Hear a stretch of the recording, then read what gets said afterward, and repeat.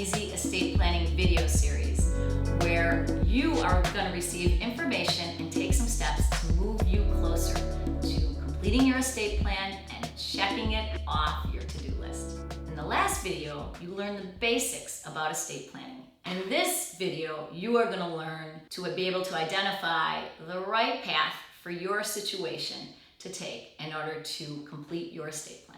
And so there are many decisions to make in estate planning. Some of the main ones are, should you use online service or go with an attorney? What documents do you need to create of all those powers of attorney documents? And should you do a will or add in a revocable trust? So let's start at the top.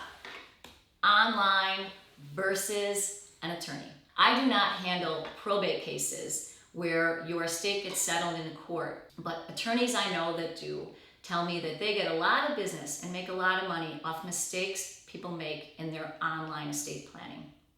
What I see is that people start creating an estate plan online, but then they don't know if they've done it correctly, so they never complete it. So I can't quite tell you if your situation is right for online estate planning, but what I can tell you is when you shouldn't be doing it online.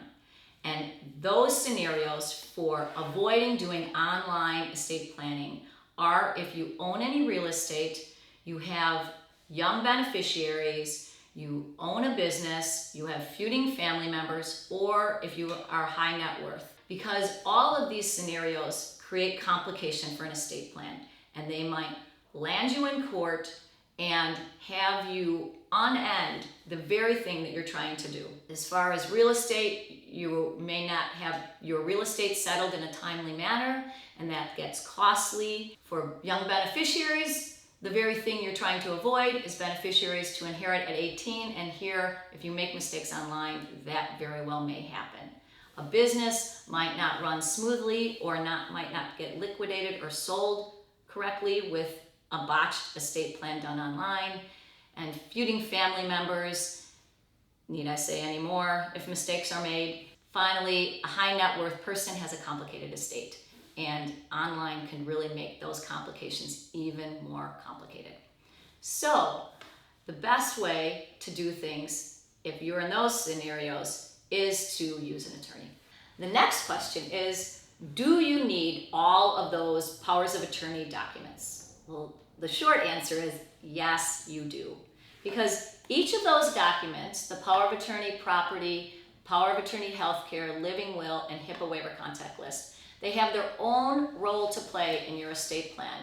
Altogether, they help to avoid you and your assets having ever to go to guardianship court and a judge decide how things are gonna be spent or what kind of care you're gonna receive. So yes, you should create all of those documents if you're doing your estate plan. So on to the third question. Do you need a revocable trust, or can you just go with a will? Well, if your scenario falls into one of the 5 categories, that you own real estate, you have young beneficiaries, you own a business, you have feuding family members, or you are high net worth, then yes, a revocable trust is worth doing, because this is the document that will avoid probate court and allow you to identify exactly when and how the people are going to inherit your assets.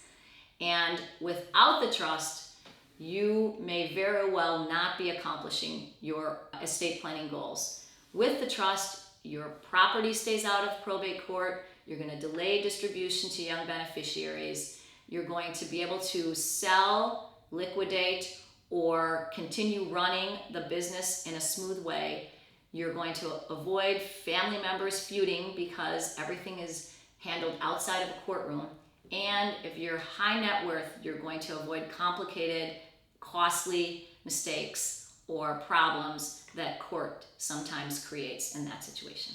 All right, so hopefully this information has helped you identify the right path for you to go down.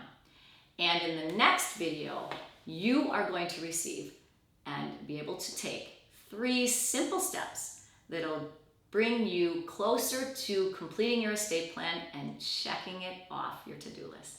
See you in the next video.